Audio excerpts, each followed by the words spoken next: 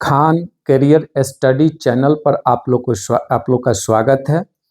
2026 के लिए बायोलॉजी का आप रिवीजन करें। चैप्टर नंबर आज का जो है 12 है, 12 चैप्टर है। नाम है इसका जैव प्रौद्योगिकी एवं इसके उपयोग। इससे पहले वाला चैप्टर इसी से संबंधित था, जैव प्रौद्योगिकी के सिद्धांत और प्रक्रम। अब हम जैव प्रौद्योगिकी के उपयोग देखेंगे। जैव प्रौद्योगिकी के उपयोग का मतलब जीवों के द्वारा उत्पादित पदार्थ का इंसान मनुष्य किस प्रकार अपने जीवन में उपयोग करता है। तो दे रखा है यहाँ पे कि 3 तरह से या 2 तरह से उपयोग होता है। पहला दिया कि कृषि में उपयोग होता है, कृषि में जैव प्रौद्योगिकी का उपयोग होता है। दूसरा दे रखा है कि चिकित्सा में जैव प्रौद्योगिकी का उपयोग है। 2 चीज इंपॉर्टेंट दिया है, एक कृषि में और एक चिकित्सा में, और ये इंसानों का सबसे जरूरतमंद होता है, कृषि और चिकित्सा। तीसरी बात इसमें पढ़नी है, परजीवी जंतु, यानी जिस जंतु में हम डीएनए के टुकड़े को कट करके लाइगेज के द्वारा जोड़कर पुनः योगज डीएनए बनाते हैं, वह जीव परजीवी जंतु होता है, जिसे इंग्लिश में ट्रांसजेनिक एनिमल कहते हैं। उसके बाद आती है नैतिक प्रश्न कुछ उठ जाते हैं कि वो भारत का उत्पाद है, बहुत समय से बन रहा है और विदेश उसका यूज करता है और वो कहता है कि मेरा है, तो वहां पे नैतिक मुद्दे क्या होने चाहिए। तो देखेंगे हम इसमें कि दिया है कि जैव प्रौद्योगिकी के 3 विवेचनात्मक अनुसंधान क्षेत्र हैं। जैव प्रौद्योगिकी के 3 विवेचनात्मक अनुसंधान क्षेत्र हैं। सबसे पहला है उन्नत जीवों का होना। उन्नत जीव से क्या होगा, सूक्ष्म जीव या शुद्ध एंजाइम के रूप में सर्वोत्तम उत्प्रेरक का निर्माण करना होता है। दूसरी बात कह रहा है कि उत्प्रेरक के कार्य हेतु अभियांत्रिकी द्वारा सर्वोत्तम परिस्थितियों का निर्माण करना, सर्वोत्तम परिस्थितियों का निर्माण करना। इसमें एक नाम आ रहा है अभियांत्रिकी, जिसका हम लोग ने पीछे वाले चैप्टर में पढ़ चुके हैं। उसे जानने के लिए उस वीडियो पे जाएं और जाकर देखें चैनल पे। तीसरी बात है अनुप्रवाह प्रक्रमण, जिसमें बने हुए उत्पाद को संरक्षित करना, शोधन करना, पृथक्करण करना इत्यादि होता है। तो चलते हम लोग अगले टॉपिक में। फर्स्ट टॉपिक जो है कृषि में जैव प्रौद्योगिकी का उपयोग। कृषि में जैव प्रौद्योगिकी का उपयोग, तो इसमें क्या उपयोग है, तो दे रखा है कि खाद्य उत्पादन में वृद्धि हेतु 3 संभावनाओं के बारे में सोच सकते हैं। 3 संभावना है, क्योंकि कृषि खाद्य से ही संबंधित होती है, तो खाद्य का उत्पादन होता है, तो उसमें 3 संभावना है। पहली संभावना है कृषि रसायन आधारित कृषि। कृषि रसायन आधारित कृषि यानी कृषि जो होता है उसमें केमिकल का यूज वगैरह होता है। दूसरी बात है कार्बनिक कृषि, और कार्बनिक कृषि है। तो कार्बनिक कृषि में सब लोग जानते हैं कि मवेशी के अपशिष्ट पदार्थ का यूज खेत इत्यादि में किया जाता है, रसायन का उपयोग नहीं किया जाता, तो वह कार्बनिक कृषि हो जाती है। अगला जो है आनुवंशिकता, यानी जो पूर्ण योगज डीएनए द्वारा बनाई गई परपोषी कोशिका होती है, उसी को पीढ़ी दर पीढ़ी वैसे गुण आते हैं, वैसे उत्पाद बनते हैं, तो आनुवंशिकता होती है।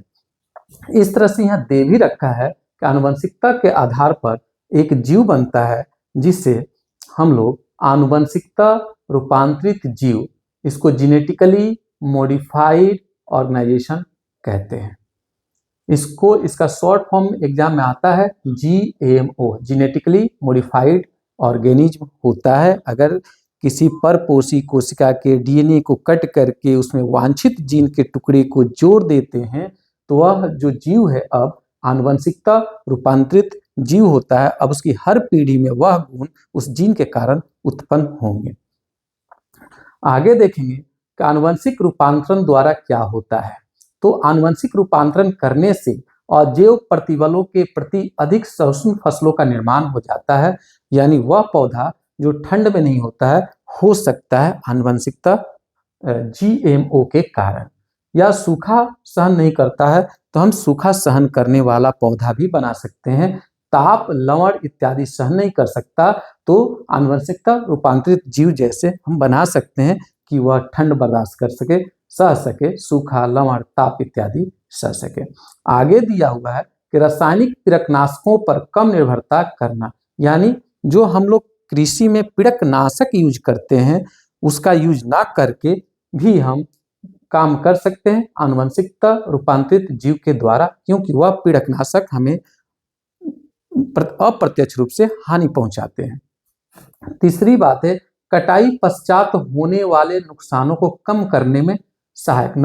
कटाई पश्चात, जैसे अगर कृषि में फसल धान की या गेहूं की कटिंग कर लेते हैं, कटाई कर देते हैं, तो उसके बाद भी उसका हानि ना हो, जैसे बाल का झड़ जाना, दाने का गिर जाना, अन्न का गिर जाना इत्यादि, तो वैसा भी हम आनुवंशिकता रूपांतरित जीव के द्वारा बना सकते हैं।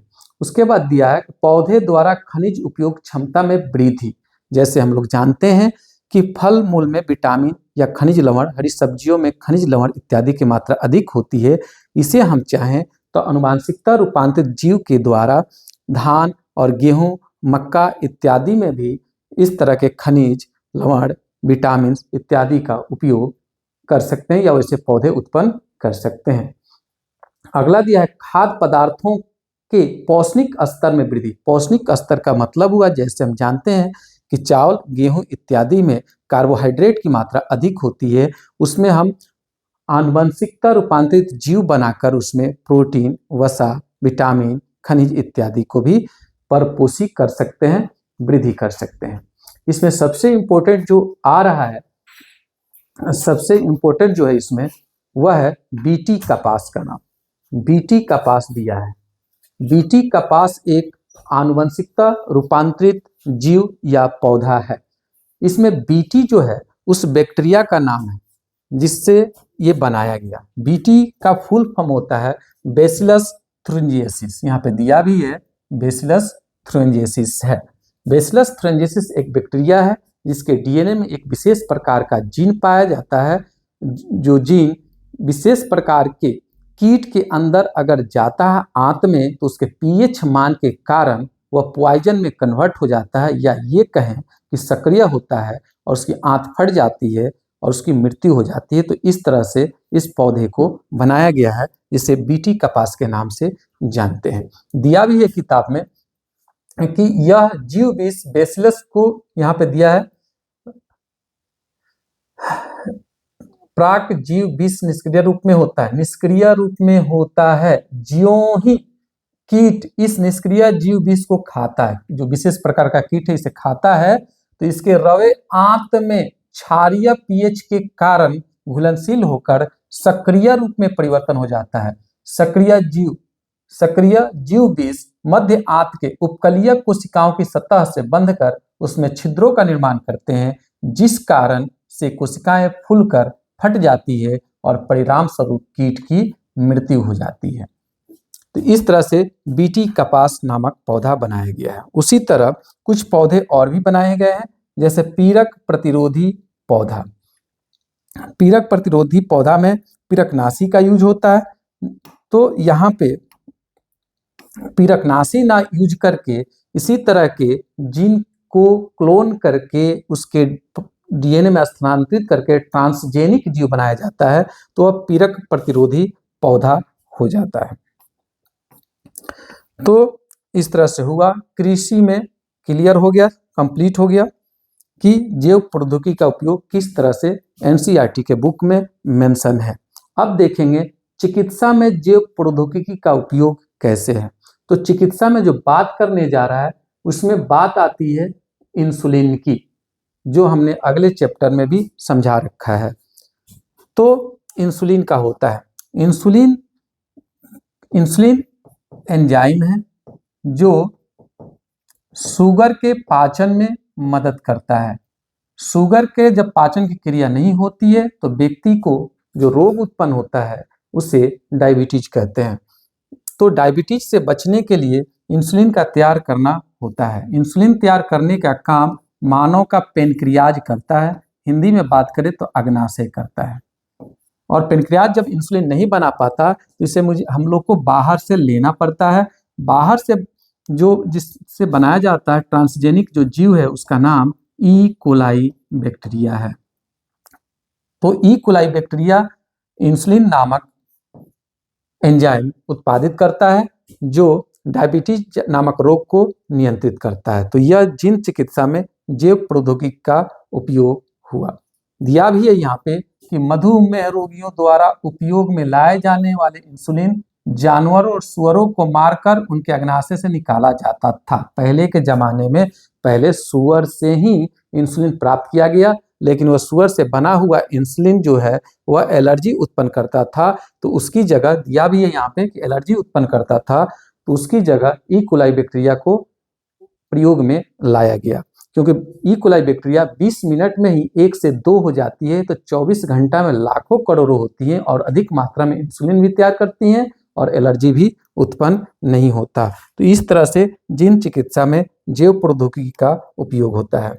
अगला जो टॉपिक है वो दे रखा है कि जीन चिकित्सा टॉपिक है, यानी जीन की ही चिकित्सा कर देनी है। यानी जिस जीन के कारण पीढ़ी दर पीढ़ी अगर बीमारी प्रसारित हो रही है तो उसके जीन में चिकित्सा कर देना, परिवर्तन ला देना जीन चिकित्सा कहलाता है। तो देखेंगे इसमें और क्या क्या आ रहा है।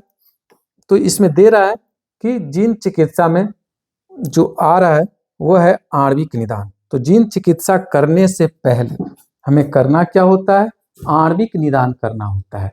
हम लोग अपनी भाषा में बात करें तो जैसे हम लोग बोलते हैं ब्लड टेस्ट इत्यादि, ब्लड टेस्ट कराते हैं। तो ब्लड टेस्ट कराते हैं तो ब्लड टेस्ट में हम ये देखते हैं कि कौन सा बैक्टीरिया है, कौन सा वायरस है, उसकी संख्या कितनी है इत्यादि। उसी को यहाँ पे टॉपिक बनाया है, आणविक निदान दे रखा है।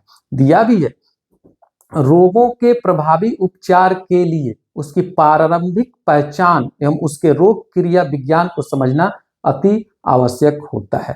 तभी जाकर जीन चिकित्सा या कोई भी चिकित्सा हो सकती है, तो उसे आणविक निदान कहते हैं। आणविक निदान में किसका पता करते हैं, तो मैंने बोला भी कि जीवाणु, विषाणु, बैक्टीरिया, वायरस इत्यादि की पहचान करते हैं। इसमें सबसे ज्यादा जिस ब्लड टेस्ट या जांच या आणविक निदान का यूज होता है, मैंने अगले चैप्टर में बता रखा है, उसका नाम है PCR, पॉलीमरेज चेन श्रृंखला है। अगला जो टॉपिक है वो देखेंगे है परजीवी जंतु। बहुत इंपॉर्टेंट क्वेश्चन बन जाता है। इंग्लिश में इसे ट्रांसजेनिक एनिमल्स कहते हैं, यानी वह जीव या जंतु जिसमें वांछित डीएनए के टुकड़े या जीन को क्लोनिंग संवाहक के द्वारा स्थानांतरित कर लाइगेज के द्वारा जोड़कर पुनर्योजक डीएनए बनाते हैं, तो उसे परजीवी जंतु कहते हैं। दिया भी है कि ऐसे जंतुओं जिनके डीएनए में परिचालन द्वारा, जैसे मैंने बोला स्थानांतरित करना, जोड़ना, ऐसे जंतुओं जिनके डीएनए में परिचालन द्वारा एक अतिरिक्त यानी बाहरी जीन व्यवस्थित होता है जो अपना लक्षण व्यक्त करता है, उसे परजीवी जंतु है। परजीवी नहीं, परजीवी जंतु कहते हैं।